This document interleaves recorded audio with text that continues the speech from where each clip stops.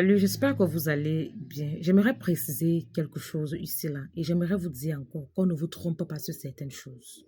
Aller acheter une écorce pour te soigner, c'est différent de moi qui peux acheter l'écorce pour soigner les gens. C'est très différent. Qu'on ne vous bouge pas les cerveaux. Si tu connais qu'une écorce peut te soigner telle ou telle chose et que tu veux aller acheter l'écorce là, tu es en parfaite harmonie avec la nature. Va acheter ton écorce. Ça va te soigner. J'ai mes oncles qui ne sont pas des élus, qui ne soignent pas. Mon oncle connaît le remède de la typhoïde. Il boit souvent ça lui-même, les quinqueliba avec une écorce, il mélange, il boit. Ça le soigne. Parce qu'il dit que sa mère lui a appris ça. Ma grand-mère a appris ça à tous ses enfants. Ils ne sont pas des élus. Pourquoi? Parce qu'il touche l'écorce pour soigner lui-même. C'est différent de moi qui soigne les gens. Qu'on ne bouge pas vos cerveaux. Attention. Attention. Il y a des gens ici qui veulent connaître les noms des écorces pour avoir la possibilité que si demain ou après-demain, il a un problème, si lui-même peut aller acheter l'écorce, surtout pour les maux de ventre, parfois pour les enfants, l'itoine, tout ça. Moi, j'ai soigné l'itoine à mon enfant. Moi-même, ce n'est pas une autre personne. Moi-même, j'ai soigné l'itoine à mon enfant. Ma cousine, même chose, elle n'est pas élue. Quand on était parti au marché avec notre tante, parce que ma tante, ses enfants n'ont pas eu ça. Ma cousine est partie.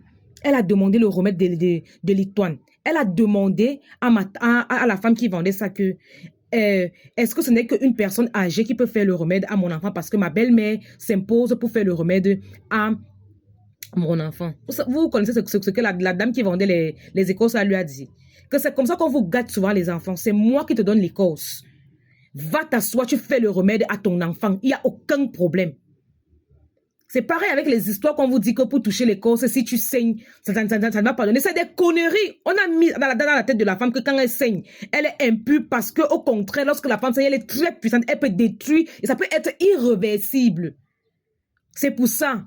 Quand moi je fais mes savons spirituels là, il y a une fille là avec qui on travaille souvent. Elle saignait le jour là, elle dit que oh, si je touche, ça ne va pas. Elle dit que touche mon savon, ça va marcher. Il n'y a pas les problèmes là. Les menstrues, c'est un phénomène naturel et tu ne peux pas savoir la haute science qui se passe pendant qu'une femme saigne. Elle est en parfaite harmonie avec les 4 éléments de la nature. Allez faire les recherches, qu'on ne vous bouge pas les cerveaux.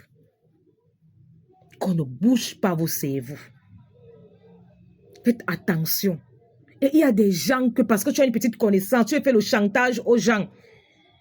Oui, parce que ça se passe presque dans tous les domaines. Tu vas voir le domaine cosmétique parce que tu connais où on vend les bons produits. On te demande, tu ne dis pas. Parce que tu connais telle recette, on te demande, tu ne dis pas. Il faut vendre ça à 800 000, 900 000. Et après, demain, quand c'est vulgarisé, quelqu'un se lève un beau matin, il dit, moi, je fais ça à 1000 francs. Moi, je fais ça à 2000. Ça devient les problèmes, la guerre dans les réseaux. Il faut faire très attention. Je vous dis toujours qu'on ne doit pas vous apprendre à donner de l'argent pour vous soigner. On doit vous apprendre à vous soigner parce qu'on ne sera pas toujours là.